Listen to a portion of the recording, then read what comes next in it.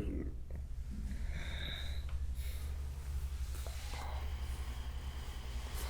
So, Rebizar, it's very nice to sit here with you. Very cool to be here with you too. Thank you. So, as Tišiji's son, you've been exposed to Tisziji more than almost anybody, and I think that it would be really interesting to hear from you what that has been like and how that has affected you. Do you have anything to say about maybe? Yeah, what was it like growing up with Tisziji as your father? That's a very good question. Well, growing up with Tisziji as my father, you get to see the nuts and bolts of what goes into the Tisziji Munoz masterpieces, how he practices his guitar, how he gets his how he gets all the chops, how he creates his tunes, his melodies, and how he can solo instantaneous, like on the spot, and I've witnessed it being in, studio with him during the records and the recording process. Yeah.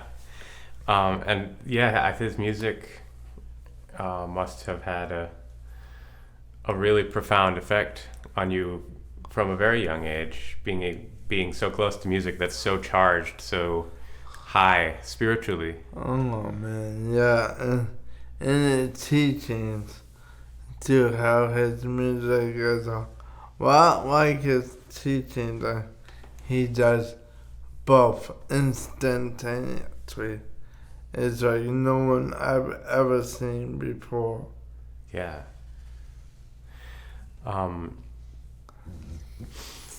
So you also grew up surrounded by other family members. Yeah. Can you say something about your mother? Oh, my mom has been so supportive of my dream to become a sound engineer and to help Dad with the music, and she's been very, very supportive of helping me learn the craft of sound engineering and sound recording. I mean, without my mom, I wouldn't be where I am today, neither without my dad, because my dad's music was the reason I got into this field that I'm in today. Can you talk a little bit about the spirit that you're in today? What do you mean when you say that? Like being able to do what I do, even for the science museum in Schenectady. I'm able to help transfer the video and audio into a digital format, and I'm so thankful for my mom and dad for that, because without them I wouldn't be able to do it. Yeah. And how's your brother and your sisters and their families been a part of your life? Well, Mike has been my inspiration. My brother is the reason why I got into sound recording, and my two sisters, Indigo and another, Ananda, are very supporting and like very close friends to me, so I love them a lot. Great. And do you have a circle of friends that you work with? I used to have a very dear circle of friends when I went to daycare. I had a girlfriend at the time who I miss very much, but her name is Andrew too. But I miss all of them. I miss being at that facility, but since I have left, I've been able to work at the Railroad School studio, putting all their video VCR footage into the computer for them, and then being able to do this job at the Maasai Museum. So it's very, very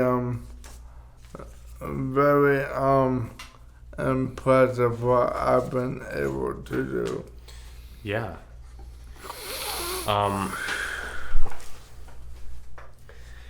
And so as a working adult now, I mean, you have certain experiences and certain worldviews and certain spiritual Yes. sensitivities. Yes. Can you talk about how that is different from and evolved from your childhood views? Well, being an adult now, you get to learn more. You get to create your own sense of what the world is like and how you view the world. And as a child, you don't pay any attention to that. You just try to live day by day onwards and surviving, you know. Yeah. And there's been in the last number of years a slightly new situation called Dorje Drugu, where it's a more private, maybe closer to a household and less of a commune, where at Open Sky, more people were around. How is the experience of being here with Bapu and also with Subhuti different than in the past? Yeah, at first it was hard because knowing that they've moved out of Schenectady was kind of a heartbreaking experience for me, but I got to get used to the fact that they're down here in Newburgh, and I'm still able to visit them. I'm very thankful for that. It's like my home away from home. Mm-hmm. And that's a very beautiful thing.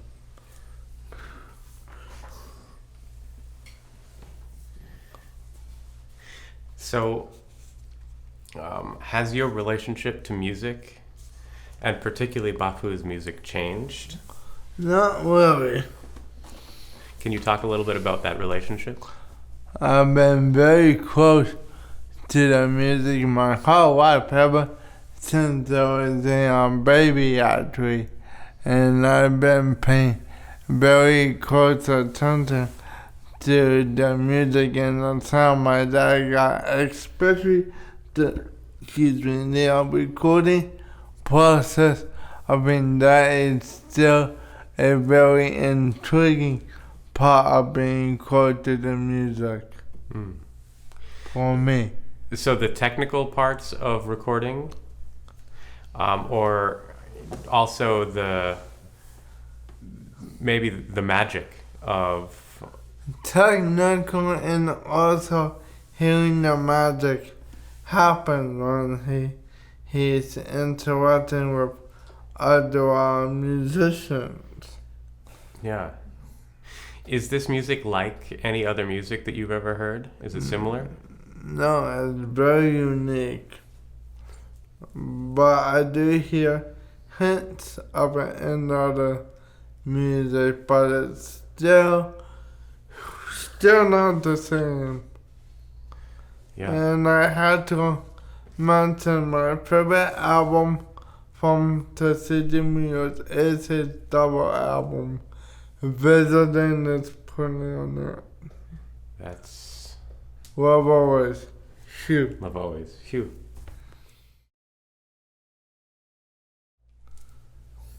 Phew.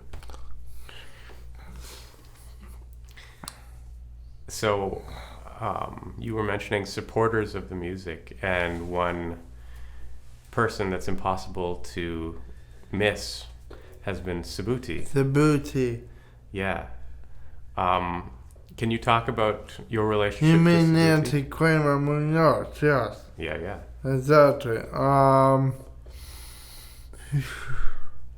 Subuti, or as she is known in the world as Nancy, has been very, very supportive of this music. She's been working very hard to help keep this music alive ever since I was born. Or ever since I was born, we've been trying to help keep this music alive. And Dodie Dribble is a step in that direction. She's been helping to give Bobby a home or recording studio so that he can create this great spiritual music to help heal the world and this planet. Yeah. And what's been your personal relationship to Subuti? One of my dearest friends. Almost like a second mom, but not quite, but in that direction, and a co-supporter of Anami music. About her, I don't think any of this would be possible.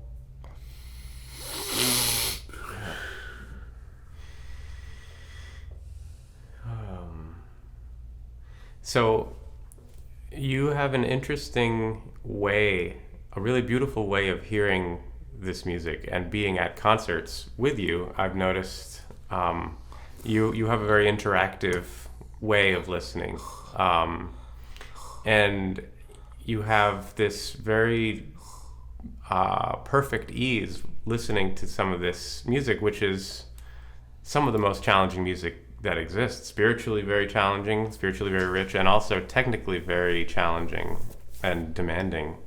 How is it that it's so easy for you to hear and to interact with? Well, being raised growing up with Tisziji as my father, you get used to hearing him with this power and intensity, and not many people get to actually hear, not many people get to experience the magic behind the scenes of the music being created. And that's a good point to it. Yeah. How has the music helped you through your life? At times when I've been my lowest emotionally, Papa's music has lifted me through the toughest of times. Especially spiritually, because he plays with very fierce intensity and a lot of good vibes come out through his music, and it can heal the world. Yeah. And the good vibes show up as music for sure, also as spiritual teachings. Yeah. How have the teachings helped you? Yeah, I'm still working on understanding the teachings in the books, but I am on my way to understanding that part of Tisziji as well, because they do go hand in hand. They really do. And do you feel like Tisziji has had a lot of training, and that the training is something that you need as well? Absolutely. Absolutely. What does it mean to be a healer? Because a lot of people call Tisziji a healer. He makes people feel good. He corrects their missed points of view of correct points of view. He's a healer in the sense that when people have problems, he has their solutions. That's what people mean by Tisziji Munoz being a healer.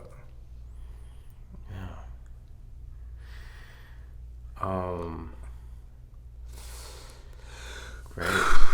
How have you seen people who show up here be influenced by Tisziji?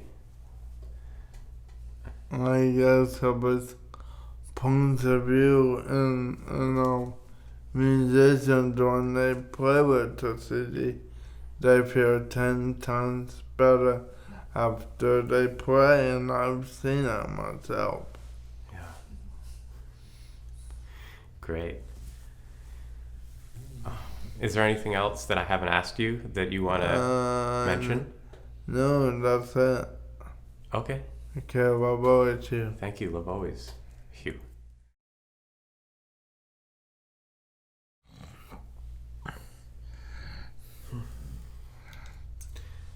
Hugh. Yeah. So,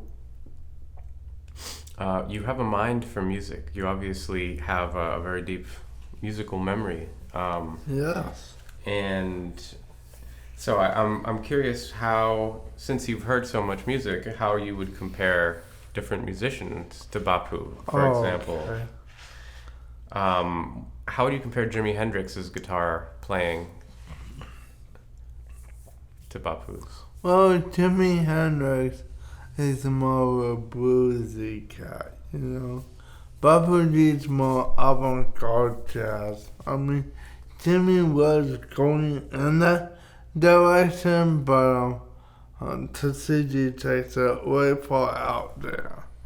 Way beyond that, way beyond. Yeah. And in terms of sound, some people, well, you were mentioning Carlos Santana as having some similarities. Well, he tries.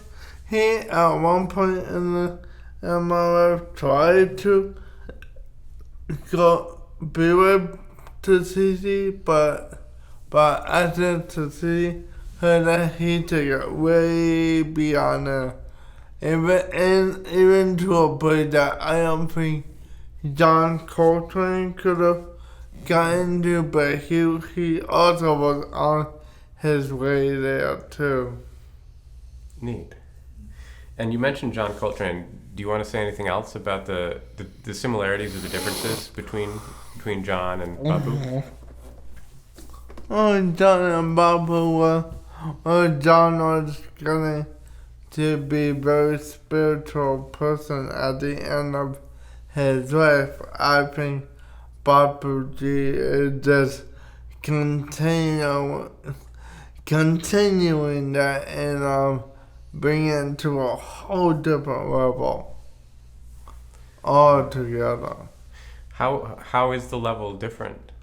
Like more deeper, more intense, and more real.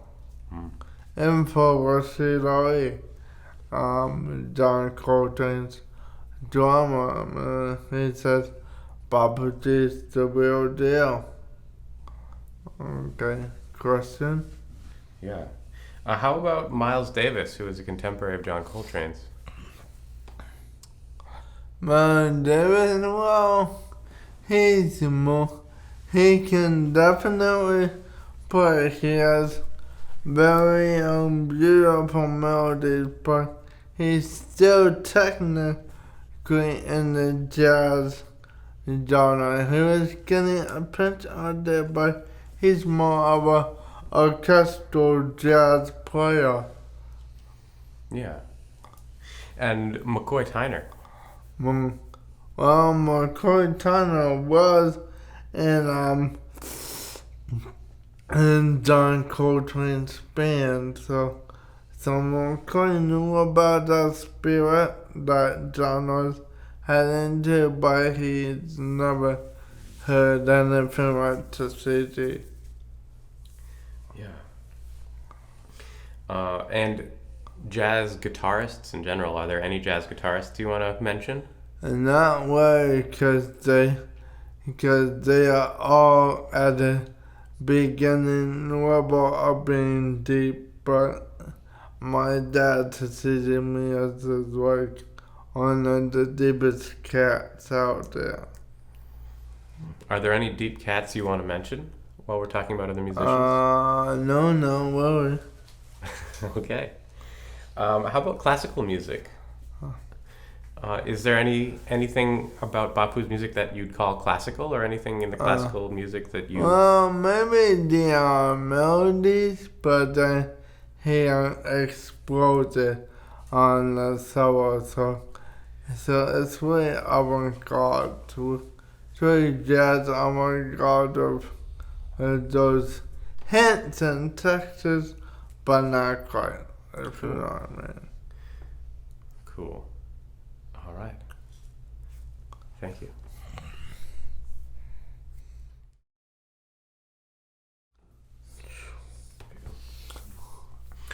If we could get your comments on just another couple musicians, that would be really interesting. Since you've been around these cats for so long. Wow. So how about Paul Schaefer? To be honest with you, Paul Schaefer has gotten into the business because of my dad. We were talking about going way before he got famous during the 80s. We were talking about back in 1971. I mean, my dad, my father, Tisziji Munoz is the reason why Paul Schaefer got into music, and with his help, he's got into the point where it is today. But I still think that my dad could take him deeper into the spiritual realms. Yeah. And Rockalam Bob Moses. Rockalam Bob Moses, same thing. We've been with Rockalam Bob Moses since the early 80s. Since they're visiting the Planet recording sessions. But there again, we've came so far, but we still have a long way to go with these musicians to get them to be true spiritual players like my father. Dave Liebman. Same thing, but he's a great saxophone player, and so is Robert Coltrane. Even though there will never be another John Coltrane, they come very close to being like John Coltrane. But my father wants them to be their own person, their own spirit, and not just another, John Coltrane imitator. like a lot of saxophone players try to do. And Pharaoh Sanders.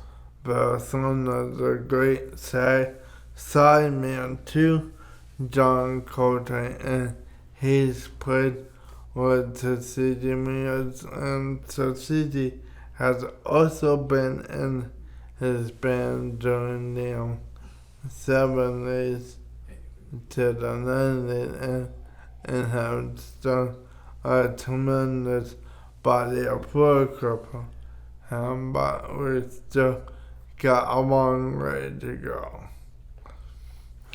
And Bernie Sininsky. Bernie, another one from Toronto.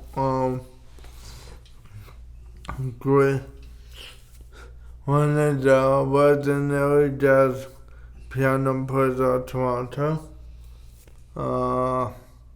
Really helped us out playing piano and still have to go deeper, but he's good in his own way. And there's some bass players, Don Pate and John Lockwood. Don Pate, John Lockwood. Very complimentary to Tisziji. His music upon they still have a long way to go to get to the deep end sunset. They done Babaji ultimately wants to get to, but they will get there. We're working on that. And yeah, I mean that's quite a few players.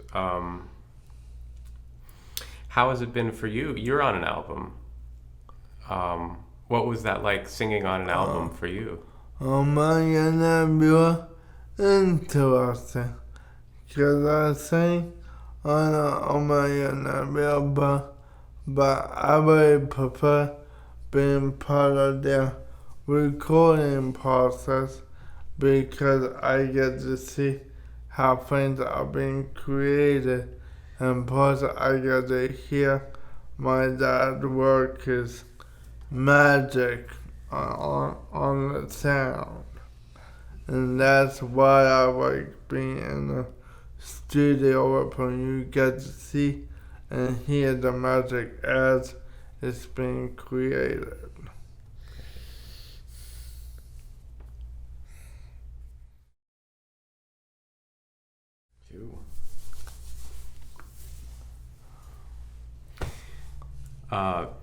So there are some people who were there really early on who were really formative to you and really personally important too. Do you want to mention any other people again, or to go into more detail?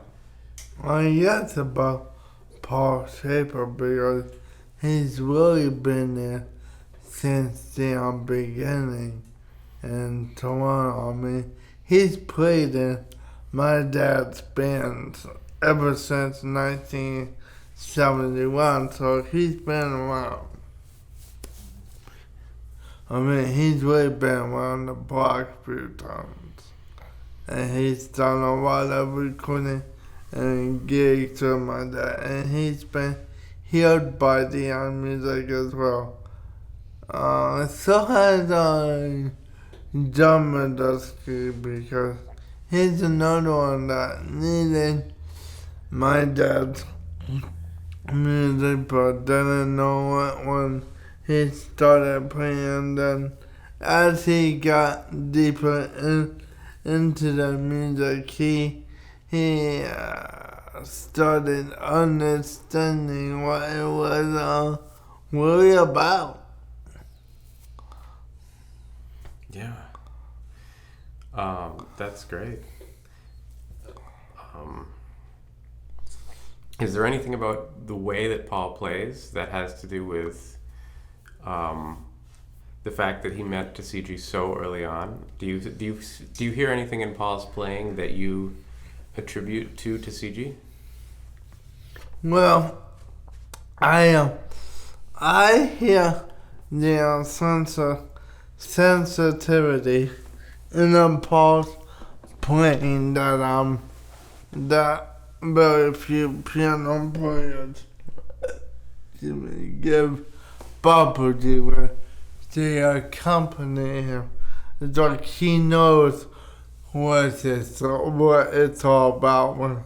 When you hear Paul Shaper, you already know that that's Paul Shaper with Tisziji Munoz.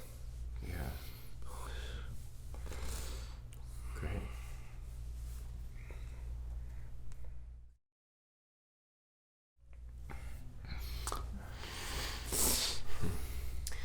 It has been said that you follow and understand every single note of your father's playing. Is that true? Yes. Can you describe that? It's okay. I've been listening to every note my own father ever played since the day I was born, just to make sure that he doesn't repeat any phrases or he gets stuck in any, wrecks. Mm-hmm. Because a lot of players do that. And my dad really isn't one of those players. He really isn't. I mean, he's very spontaneous. I mean, on the fly, if you know what I mean. Yeah.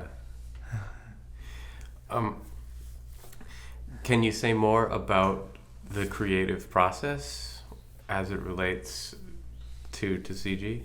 Like, how does that work? How are these notes showing up? Why don't they repeat? I don't know why, but it seems like he's always in the moment.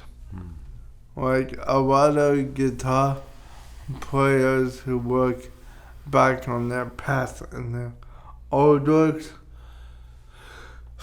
Tisziji doesn't do that. He's always working toward the future and what hasn't been created yet.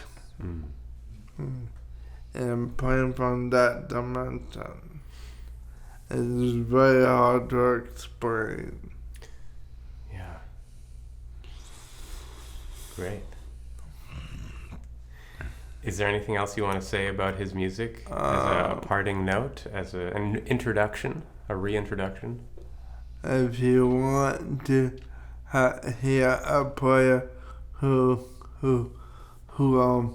takes it to places you never been before, Tisziji Munoz is the one to do it.